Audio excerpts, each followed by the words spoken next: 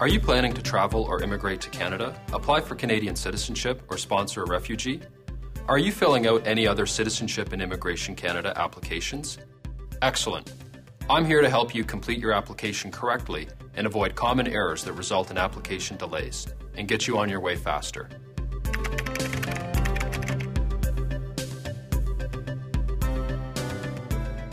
Hi, my name is David, and I work for Citizenship and Immigration Canada, or CIC. We get thousands of applications each year from people around the world. It seems that Canada is a popular place. What you may not know is that many applications we receive are incomplete. Sometimes, applicants don't fill out their applications in full, or they send applications that are missing some of the documents we need.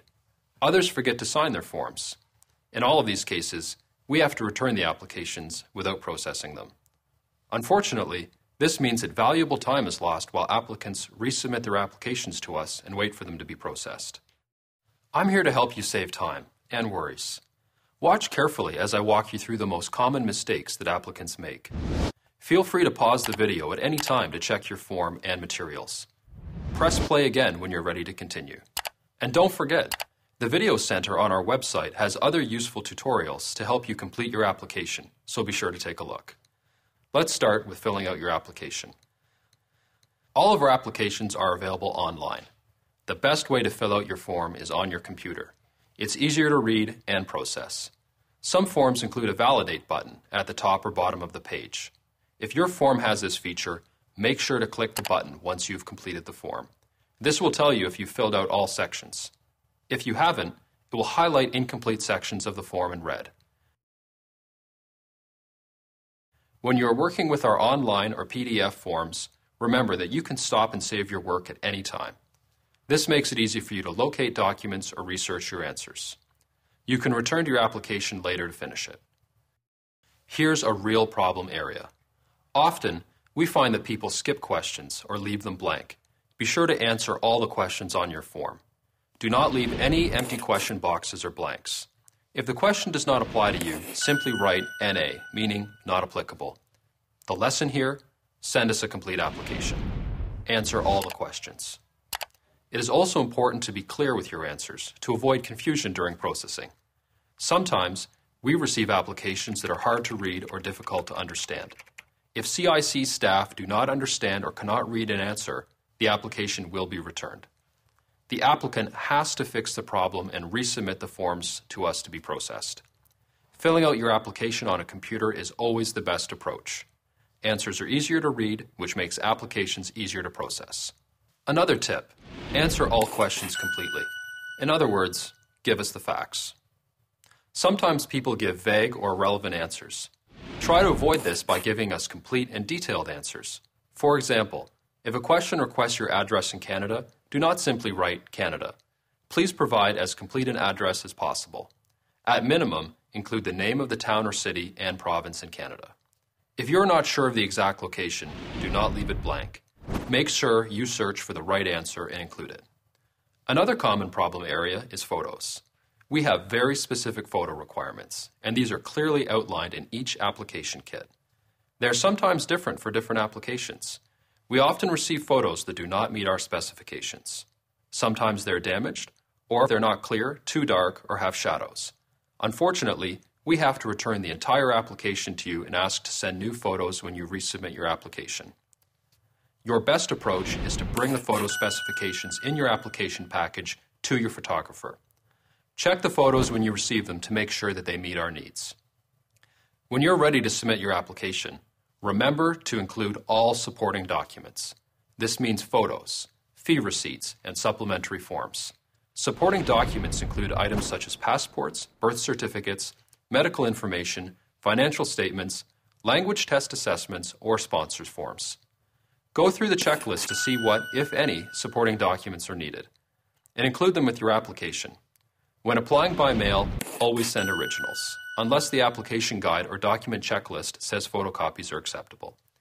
Another common mistake happens when applicants send us the wrong types of supporting documents. Keep in mind that we do not accept substitutes. If we have asked for a birth certificate, do not send a passport instead. Other identification that lists your complete name and birth date is not always acceptable. Read the questions carefully and go through our checklist to make sure that you are following the proper steps. What do you do if you can no longer obtain an original document, like a birth certificate, that is needed for your application? If you are in this situation, you must provide a statutory declaration or affidavit.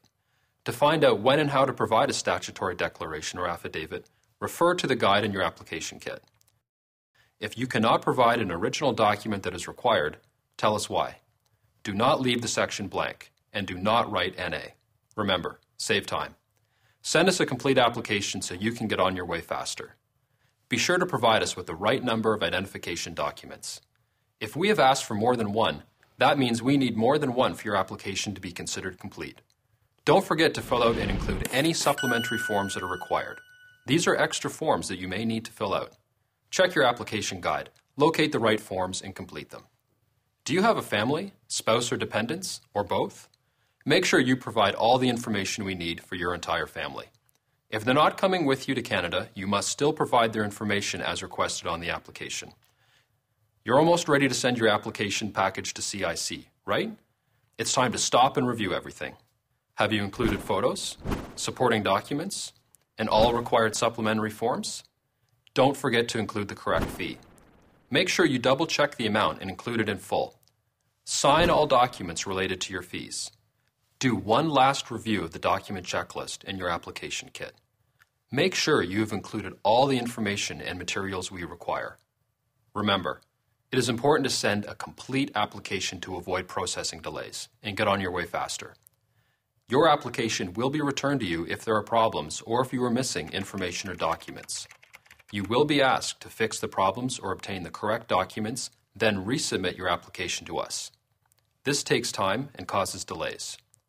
If you need to provide extra information to support your application, you may include a note with your application package. The note should be provided on a separate piece of paper and should include additional details you want to give to CIC. However, do not provide documents that we have not requested. Finally, remember to sign and date your application. We need your signature and the date for your application to be considered complete and valid. Depending on the form you're filling out, you may need to sign in more than one place. Be sure to read the application and guide carefully. You'll find all application guides and checklists on our website at www.immigration.gc.ca/guides. Be sure to use them. If you're like most people, you probably don't like delays. My best advice? Skip the frustrating step of having an incomplete application returned to you. Save time. Send us a complete application.